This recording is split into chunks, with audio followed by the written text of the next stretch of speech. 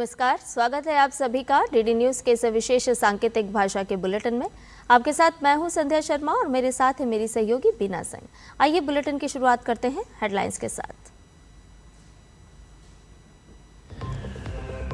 प्रधानमंत्री नरेंद्र मोदी आज video conference के माध्यम से 18वें रोजगार मेले में 61,000 से अधिक नवनियुक्त युवाओं को सौंपेंगे नियुक्ति पत्र। अब तक 11 लाख से अधिक नियुक्ति पत्र किए जा चुके हैं जारी।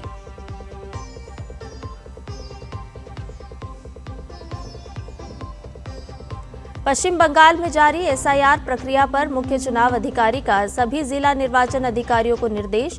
सुनवाई या पुनरीक्षण प्रक्रिया के दौरान किसी भी प्रकार की कानून व्यवस्था भंग होने पर तत्काल एफआईआर हो दर्ज। आवश्यकता पड़ने पर सुनवाई भी अनिश्चित काल के लिए की जा सकती है स्थगित।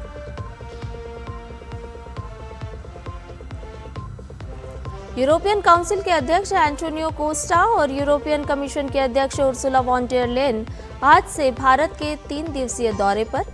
77वें गणतंत्र दिवस के होंगे मुख्य अतिथि। इस दौरे से भारत ईयू के बीच फ्री ट्रेड एग्रीमेंट को मिल सकती है हरी झंडी।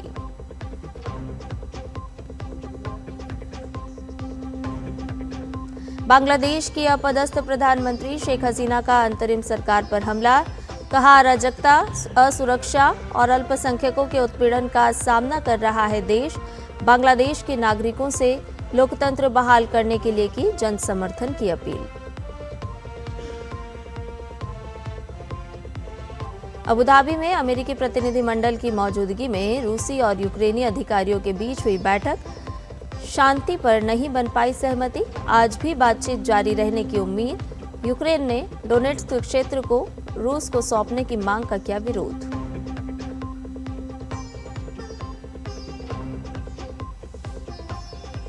पांच मैचों की टी20 सीरीज के दूसरे मुकाबले में भारत ने न्यूजीलैंड को 7 विकेट से दी मात।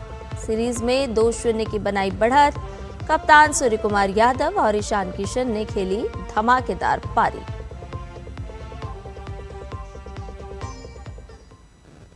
और सभी खबरें विस्तार के साथ जान लेते हैं। प्रधानमंत्री नरेंद्र मोदी आज 11 बजे वीडियो कॉन्फ्रेंस के माध्यम से 18वें रोजगार मेले में विभिन्न सरकारी विभागों और संगठनों में नवनियुक्त युवाओं को 61,000 से अधिक नियुक्ति पत्र वितरित करेंगे। प्रधानमंत्री इस अवसर पर एक जनसभा को संबोधित भी करेंगे। प्रधानमंत्री की रोजगार सृजन को सर्वोच्च प्राथमिकता देने की प्रतिबद्धता के अनुरूप रोजगार मेला इस दृष्टिकोण को साकार करने के उद्देश्य से एक महत्वपूर्ण पहल है।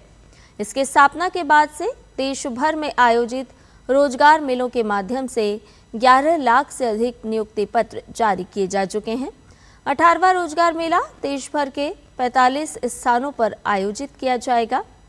भारत के सभी हिस्सों में से चयनित नवनियुक्त कर्मचारी गृह मंत्रालय, स्वास्थ्य एवं परिवार कल्याण मंत्रालय, वित्तीय सेवा विभाग और उच्च शिक्षा विभाग सहित भारत सरकार के विभिन्न मंत्रालयों और विभागों में कार्यभार ग्रहण करेंगे। विकसित भारत विकसित उत्तर प्रदेश की थीम पर आयोजित उत्तर प्रदेश दिवस 2026 इस बार अपनी एक अलग पहचान बनाने जा रहा है। 24 से 26 फरवरी तक चलने वाला ये समारोह पूरे उत्तर प्रदेश में आयोजित होगा।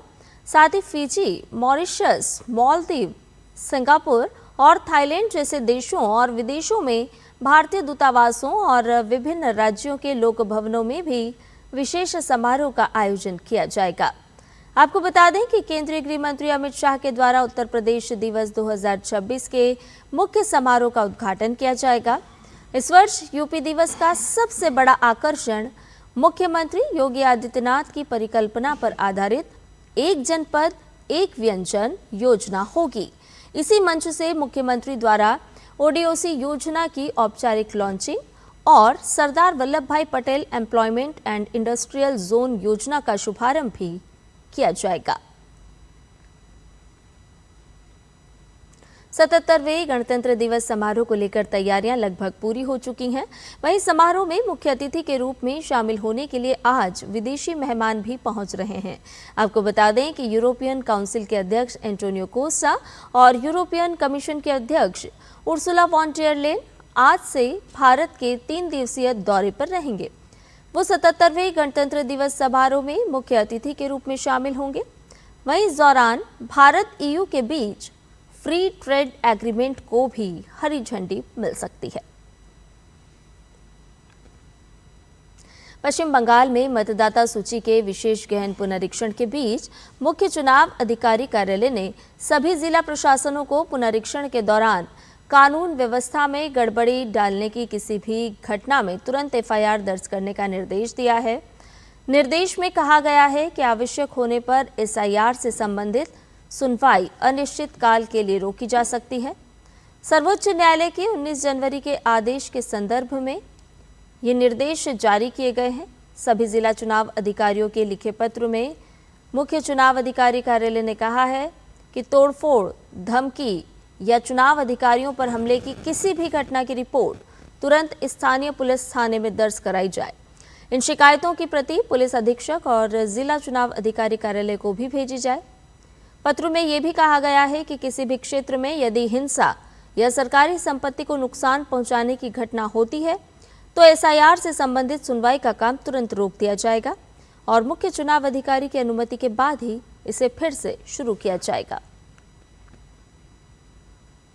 बांग्लादेश की पूर्व प्रधानमंत्री शेख हसीना ने मोहम्मद यूनुस सरकार की कड़ी आलोचना की है और उस पर 12 फरवरी को होने वाले आम चुनाव से पहले अवामी लीग को निलंबित करके लोकतांत्रिक मानदंडों को कमजोर करने का आरोप लगाया है। एक समाचार पत्र को दिए एक लिखित साक्षात्कार में हसीना ने कहा कि इस कदम से लाखों मतदाताओं को उनके अधिकार से वंचित किया गया है, जिससे चुनाव प्रक्रिया की विश्वसनीयता कमजोर हुई है। उन्होंने सरकार के इस दावे को खारिज कर दिया कि पार्टी को केवल निलंबित किया गया है, प्रतिबंधित नहीं। उन्होंने तर्क दिया कि चुनाव प्रचार या चुनाव लड़ने से प्रतिबंधित पार्टी वास्तव में राजनीतिक जीवन से बाहर हो जाती है। हसीना ने आरोप लगाया कि अंतरिम प्रशासन ने हार के डर से चुनावी मैदान खाली करा दिया और जोर देकर कहा कि अवामी लीग के बिना हुए चुनाव स्वतंत्र, निष्पक्ष या वैध नहीं हो सकते। उन्होंने यूनुस पर आरोप लगाया है कि वो कानूनी ढांचे को तोड़ मरोड़ कर अपने कथित गैर कानूनी कार्यों को वैध ठहराने की कोशिश कर रहे हैं।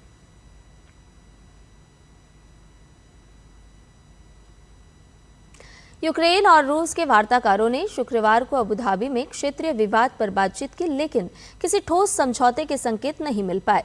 अमेरिका की मध्यस्थता में चल रही त्रिपक्षीय वार्ता ऐसे समय में हो रही है जब रूसी हवाई हमलों ने यूक्रेन को लगभग 4 साल के युद्ध के सबसे गंभीर ऊर्जा संकट में धकेल दिया है। यूक्रेनी राष्ट्रपति वोलोडिमिर ज़ेलेंस्की ने कहा है कि क्षेत्रीय मुद्दा बातचीत का केंद्रीय विषय है, लेकिन अंतिम नतीजों पर पहुंचना अभी जल्दबाजी होगी। खेल की खबरों में भारत ने 5 मैचों की T20 सीरीज के दूसरे मैच में न्यूजीलैंड को 7 विकेट से हरा दिया। इस जीत के साथ ही भारत ने सीरीज में 2-0 से बढ़त हासिल कर ली है। मुकाबले में न्यूजीलैंड से जीत के लिए मिले 209 रन के लक्ष्य का पीछा करने उतरी भारतीय टीम की शुरुआत निराशाजनक रही। भारत का पहला विकेट संजू सैमसन के रूप में गिरा। उन्होंने 6 रन बनाए, फिर अभिषेक शर्मा भी 0 पर आउट हो गए और इसके बाद ईशान किशन की धमाकेदार पारी देखने को मिली। ईशान ने 76 रनों की तूफानी पारी खेली। उनके बाद सूर्य कुमार यादव ने नाबाद 82 रन की शानदार पारी खेलकर टीम की जीत में अहम भूमिका निभाई। और इसके साथ ही हमारे इस विशेष सांकेतिक भाषा के बुलेटिन में फिलहाल के लिए इतना ही। मुझे और मेरी सहयोगी बीना सिंह को दीजिए इजाजत। नमस्कार।